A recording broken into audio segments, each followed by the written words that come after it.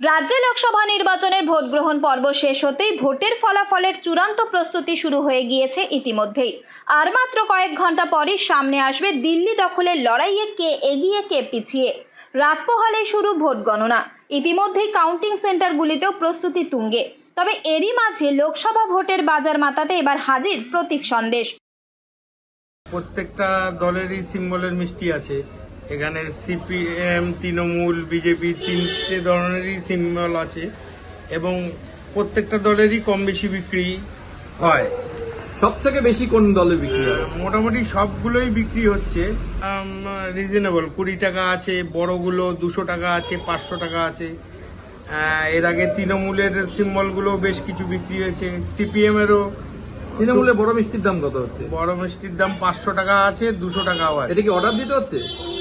না, এমনি রেডিমেডও আছে, অর্ডার দিলে আরো বড় করে কেউ যদি বানাতে চায়। নির্বাচনের ফল ঘোষণা হওয়ার আগেই তাই দোকানে তৈরি হচ্ছে জোর কদমে বিশেষ এই সন্দেশ মিষ্টি। জোড়া ফুল, কাস্তে হাতুড়ি তারা, হাত অথবা পদ্ম এইসব সন্দেশের মেনুতে এবার ভোটের ফল ঘোষণা হতেই মেতে উঠবে বিভিন্ন রাজনৈতিক দলের নেতাকর্মী সমর্থকেরা। অশোকনগরের এই অভিজাত মিষ্টান্ন প্রতিষ্ঠান এবছর লোকসভা ভোটের ফলাফলকে সামনে রেখে এমনই অভিনব মিষ্টি বানিয়েছে।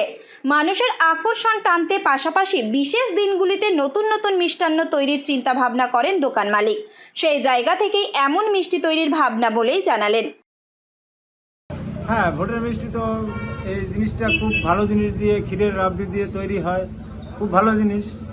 এমনি খেয়ে দেখার জন্য? হ্যাঁ, কেমন টেস্ট? টেস্ট ভালো, ভালো টেস্ট। এরকম কি দেখেছেন আগে কোথাও? মানে এরকম না, এরকম কোথাও দেখিনি। আচ্ছা। এই কত নিল মিষ্টির দাম?